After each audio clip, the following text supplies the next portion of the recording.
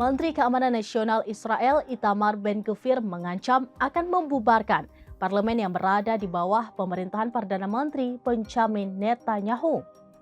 Ancaman itu disampaikan Gvir lantaran Netanyahu dikabarkan akan segera menyetujui gencatan senjata dengan Hamas. Ia bahkan mengancam akan mendesak Menteri Keuangan Bezalel Smotrich untuk keluar dari kabinet.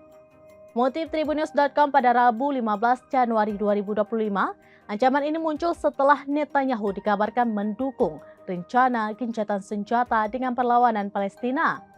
Gvir menegaskan ini adalah kesempatan terakhir untuk mencegah Israel menyerah kepada Hamas. Ia juga mengingatkan agar kematian lebih dari 400 tentara IDF tidak menjadi sia-sia.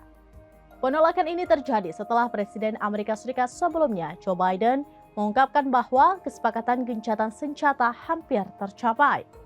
Biden mengklaim kesepakatan itu mungkin selesai pada minggu terakhir masa jabatannya. Penasihat Keamanan Nasional Gedung Putih Jake Sullivan juga menyatakan kesepakatan semakin dekat. Sullivan menyebut perjanjian gencatan senjata diupayakan bisa tercapai dalam pekan ini.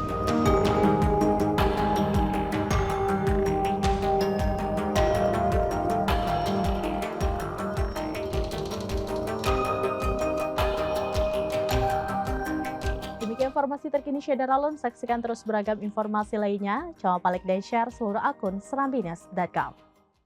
Download Tribun X sekarang, menghadirkan lokal menjadi Indonesia.